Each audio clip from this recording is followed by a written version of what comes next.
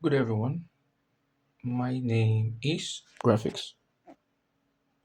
If you look at the front of your screen, you will see a question. And the question says, a parallel plate capacitor has a charge Q and plate of area A. What force acts on plate to attract it towards the other plate? Because the electric field between the plate is E equals to Q over A epsilon naught. You might think the force is F equals to Q E equals to Q square over A times epsilon naught. This conclusion is wrong because the field E includes contribution from both plates, and the field created by the positive plate cannot exert any force on the positive plate, so that the force exerted on each plate is actually F equals to Q square all over 2A epsilon naught. Suggestion: let C be equals to epsilon naught A all over X for an arbitrary plate separation X, and note that the work done in separating the two charge plate is W equals to integral F dx. Now you need to understand that from what we have here, right? We have what they call the epsilon naught, which is giving us the permittivity. We have the area, which is given as A, and we have the Q, which is given as charge, and we have the E, which is given as what? Electric field, right? Similarly, from the question, we are given capacitance C equals to permittivity times area all over distance between the plates, right? We term that equation 1. Now, recall, we know that U, which is the energy stored, is equals to Q square all over 2C. We term that equation 2. Is that okay? Now you'll be wondering, how did the energy stored U is equals to what? Q square over 2C. Let me take you down the memory lane.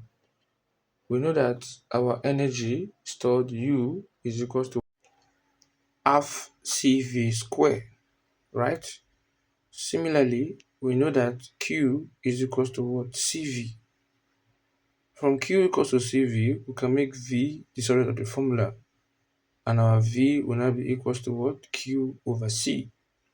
And we're going to place this into the first equation, which is U equals to half CV square, wherever I see V. So I will now rewrite this by saying U is equals to 1 over 2C. What is V? V is given as Q all over C, and there's a square there, so everything square. Now, if you open the bracket, we'll be having 1 over 2 times C times Q square over C square. Now, C here, we equate one of the C here. We'll be left with what?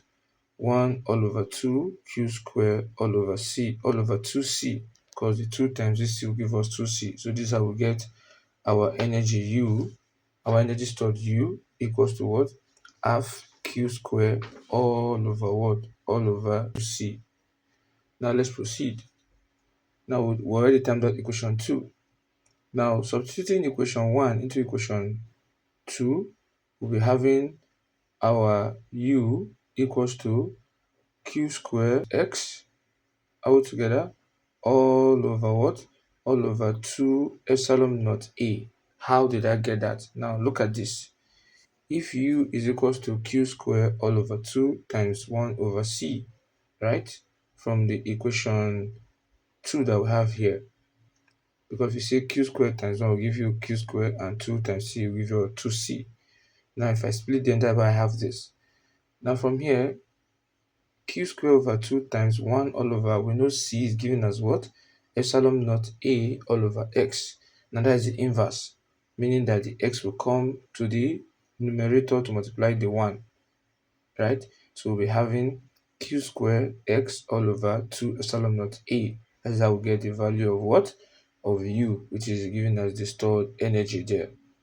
Now, as we move forward, if you differentiate both sides, that means you're differentiating U with respect to X. That is, you're differentiating the energy stored with respect to what distance between the plate x. So we're having that the u over the x will now be equals to q square over 2 epsilon naught a. Why? If you look at the x here from your differentiation, it has a power of 1. Now when you bring 1 to the front and you subtract 1, x raised to the power 1 minus 1, which means x raised to the power 0 give us 1. So, and we know 1 times anything will give you that thing. So 1 times q squared times 1 will give us what? Q squared all over 2 epsilon naught a. That's what we have here. Is that taken? We know that F is equals to du over what? Dx. That is the force from what we can see from our question.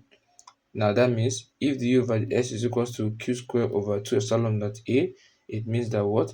Our F also is equals to what? Q squared all over 2 epsilon naught a. So this is what we have.